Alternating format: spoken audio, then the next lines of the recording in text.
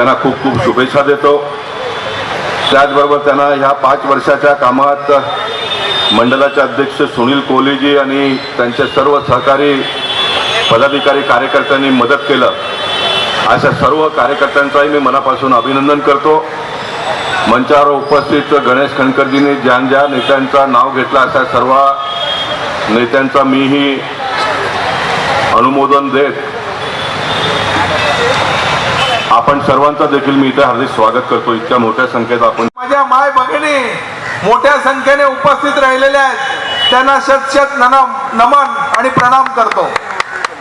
आजच्या या कार्यक्रमास उपस्थित आमचे जिल्ह्याचे अध्यक्ष सन्माननीय गणेश खणकरजी, त्याचबरोबर आमचे वरिष्ठ नेता आरियू सिंगजी आणि आम्हाला नेहमी सहकार्य करणारे, मार्गदर्शन करणारे भारतीय जनता पार्टीचे मुंबईचे सचिव सन्माननीय विनोद शेलारजी, युनुस खानजी, आमच्या बाजूच्या वॉर्डच्या अध्यक्षा सन्माननीय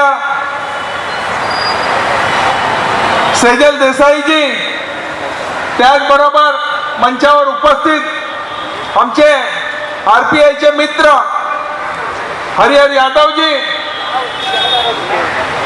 निखिल व्यासजी,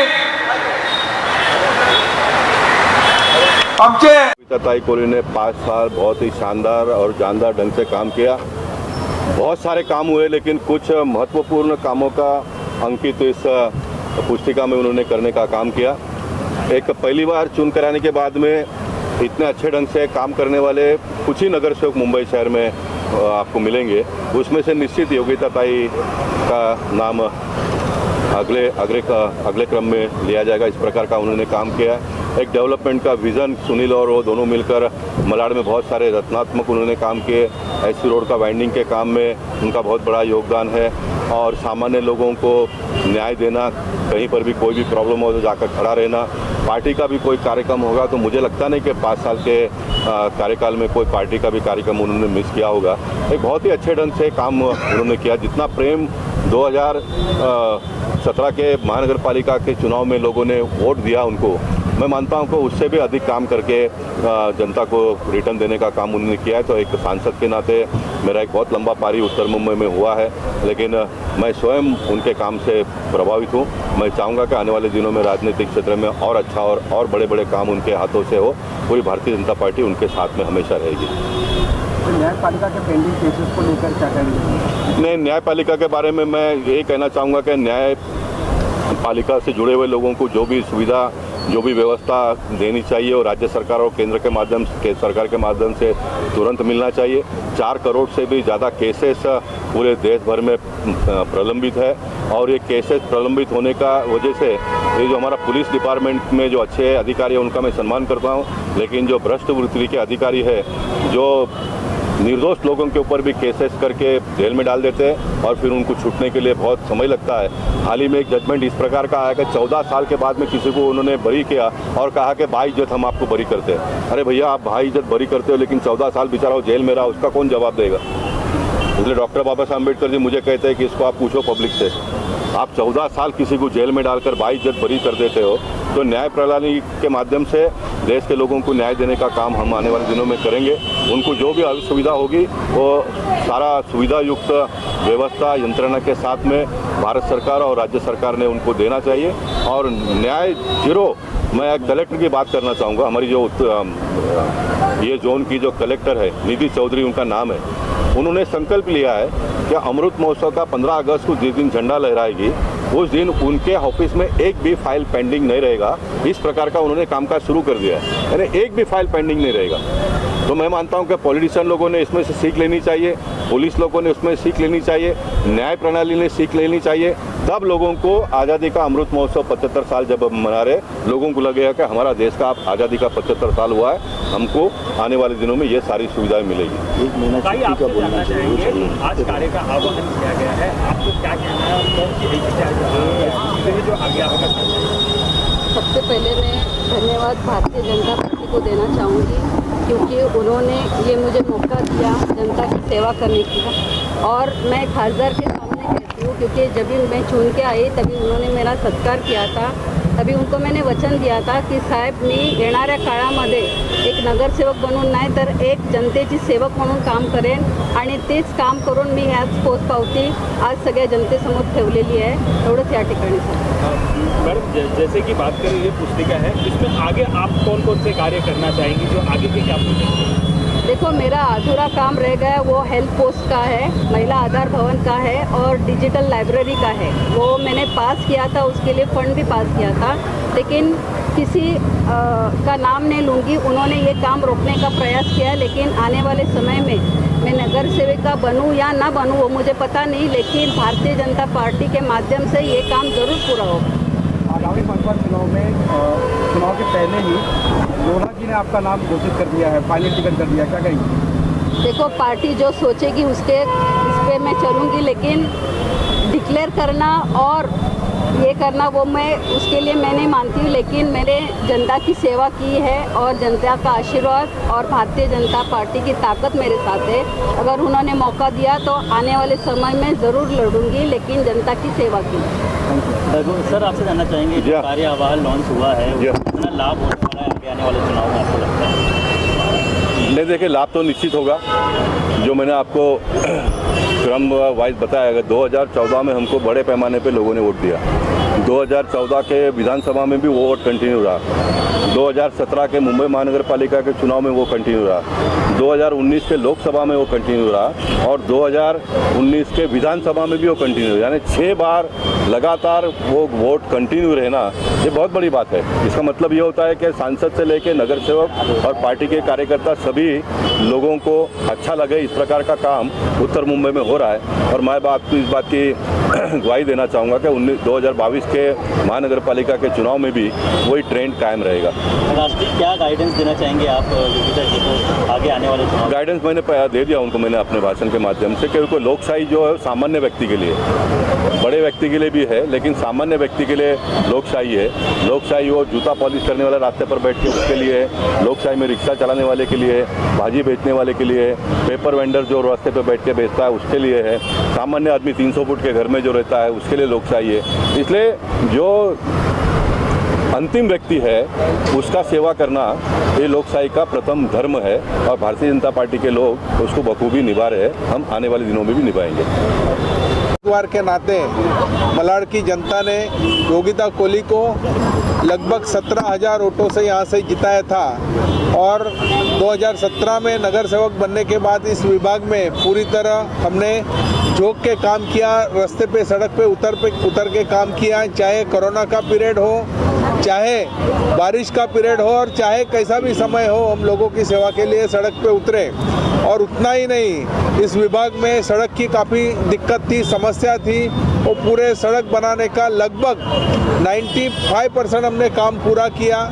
साथ ही साथ इस विभाग को बस सेवा, ये जहाँ हम बैठे हैं ये पूरा मलाड का पुराना इलाका है, गाँवठन जिसे बोलता है, यहाँ से मलाड स्टेशन जाने के लिए हमने एसी बस की व्यवस्था की। कई अनेक ऐसे चौक है जिसका खाली सौंदर्यकरण नहीं, नूतनीकरण नहीं, बल्कि उसको अच्छी तरह लाइट से जगमगाहट करने का हमने काम किया और लोगों की पूरी तरह सेवा करने का काम किया। और हमने जो काम इस 5 साल के कार्यकाल में लोगों के लिए किए हैं वो लिखित रूप में और लिखित स्वरूप जो बोलते हैं सर्टिफिकेट के साथ हम लोगों में पेश किए हैं। सर, कहीं ना कहीं बात करें, अभी आपने कहा ये 95% आपने काम कर लिए हैं और आज मुंबई अध्यक्ष ने यहाँ पे उम्मीदवार की भी घोषणा कर ही चुके हैं, तो सर उन 5% काम और क्या तैयारी रहेगी? देखिए, 5% काम ऐसा है, जैसा योगिता कोहली ने कहा, हमारा एक डिजिटल लाइब्रेरी और महिला आधार भवन और हेल्थ पोस्ट का काम यहाँ के जो मंत्री हैं असलम शेख जी, उनको उस काम के लिए बढ़ावा देना चाहिए। मैं जाहिर रूप से मीडिया के रूप से आपको कहता हूँ कि वो हेल्थ पोस्ट के लिए 15 लाख का निधि योगिता कोहली के नगर सेवक रूप से पास हुआ और एक्चुअली जब काम की शुरुआत हुई तभी यहाँ के जो माजी 2 नगर सेवक दीपक पवार और अशोक पटेल जाके वो मंत्री जी से मिले और मंत्री ने पूरा बीएमसी को जोर लगा के जो हमारा चालू हो रहा था काम जो HWM के प्लॉट पे हमारे काम की शुरुआत हुई थी उसको रोकने का काम किया। वो रोकने का काम नहीं, वो महापाप का काम किया उन्होंने। जब कोरोना के पीरियड में हर लोगों को मेडिकल सुविधा की जरूरत थी और ऐसे समय हम मलाड के लोगों को हेल्थ पोस्ट की सुविधा दे रहे थे। 15 लाख के निधि से हमारी एक बिल्डिंग बन रही थी और उसके बाद की भी बात बोलता हूँ, DPDC के फंड से उसको 5 करोड़ रुपए का निधि सैंक्शन हुआ था। उसमें हम महिला आधार भवन, डिजिटल लाइब्रेरी, ये ऐसे और हेल्थ पोस्ट लोगों को देने वाले थे, लेकिन वो बहुत महापाप असलम शेख ने ये 2 नगर सेवक का सुन के जो किया है, वो आने वाले समय में हम उसका जवाब देंगे। विशाल भगत जी, आपसे जानना चाहेंगे, आपके हाथ में पुस्तक है, आपने भी देखा, कार्य आह्वान के बारे में क्या कहना चाहिए? कार्य आह्वान के बारे में योगिता ताई कोली जी के बारे में इतना ही कहूँगा कि जिस प्रकार से कोरोना काल में यहाँ के लोगों जो परेशान थे, आपने देखा होगा कोई भी घर से बाहर नहीं निकलता था। उस परिस्थिति में भी योगिता ताई कोली ने सबको हर जगह पे जिसकी भी जो ज़रूरत थी उसकी वो पूरा किया और मैं उनको एक बार फिर से चुना गया है, इसके लिए मैं उनको बधाई देता हूँ और उनके आह्वान को मैं स्वागत करता हूँ। सर, आपसे जानना चाहिए, लाउडर देन वर्ड्स ऐसा कहते हैं। बातें लोग करते हैं, कुछ लोग उस बातों को अमल में लाते हैं। महिला नगर सेवक होना और पुरुष नगर सेवक होने से फ़र्क है। महिला नगर सेवक होने को बाद भी उसको घर की जिम्मेदारी निभानी ही पड़ती है, ये अपनी देश की एक व्यवस्था है। और पहले टर्म नगर सेवक होने के बाद में तो सीखने में ही बहुत साल जाते हैं। तो इन दोनों प्रतिकूलता के बाद में भी मैं जब बाकी नगर सेवकों को योगिता कोली जी से मैं उनकी तुलना करता हूँ तो मुझे वो बहुत ही अच्छा काम उनका दिखता है। इसके लिए जैसे रोड वाइडनिंग का काम, मैं खुद नगर सेवक रह चुका हूँ, चेयरमैन रह चुका हूँ, तो रोड भले नगर सेवक टॉयलेट, कोबा, गटर इसमें सीमित रह जाते हैं। रोड वाइडनिंग जैसे काम करने में अपने आप को ढालना पड़ता है, कानून का अध्ययन करना पड़ता है, एनालिसिस करना पड़ता है और अपने बात को रखकर उसको अंत तक लेके जाना पड़ता है। वो बातें, क्योंकि एसवी रोड बांद्रा से दहीसर तक वाइडन करना है, ये 7 साल से बात चल रही है जब मैं नगर सेवक था तब से। कितनी जगह पहले अमल में आया तो निश्चित ही मैं कह सकता हूँ मलाड में ये डेफिनेटली अमल में आया, ये मैं देख सकता हूँ। आज एनवायरनमेंट की बातें करते हैं हम लोग, कितनी जगह पर लकड़ी से हम दहन करते हैं, उसके लिए इलेक्ट्रिसिटी पर्याय हो सकता है, तो कितने नगर सेवक उसके लिए भागते हैं और उसको अमल में लाते हैं। निश्चित ही योगिता कोली ने ये काम करके दिखाया है। वैक्सीनेशन सेंटर की बात करें तो नगर सेवक अपने अपने इलाके में करता ही है, लेकिन हमने कोविड के कार्यकाल में सुनील कोली, योगिता कोली और लड़का तीनों को कई महीनों तक उस कोविड सेंटर में वैक्सीनेशन में काम करते देखा है। ये जो अलग बातें हैं ना, ये बहुत इम्पॉर्टेंट है। मैं ऐसा समझता हूँ, we are not only accountable for what we have done, but we are also accountable for what not we have done. हमें आमतौर पर सिखाया जाता है जो हम करते हैं उसके लिए हम जिम्मेदार हैं, लेकिन क्षमता होने के बाद भी जो काम हम नहीं करते उसके लिए भी हम जिम्मेदार हैं। और नगर सेवक वैसा ही होना चाहिए जो सभी के लिए जिम्मेदार होता है और कितना जिम्मेदारी का वहन करता है उसके ऊपर उसको आंकना चाहिए। और ये सब परीक्षा में योगिता कोली नंबर 1 है, इसके बारे में मेरे मन में दोहरा ही नहीं है। सुनील जी, एक चीज़ आपसे जानना चाहेंगे, जो कार्य अहवाल आप लेकर जनता के बीच जाने वाले हैं, आपको लगता है कि आपका जो चुनावी जो जंग चलने वाली है उसमें आसान होने वाला है? इस वीडियो को लाइक करें, हमारे चैनल को सब्सक्राइब करें, बेल आइकन जरूर प्रेस करें।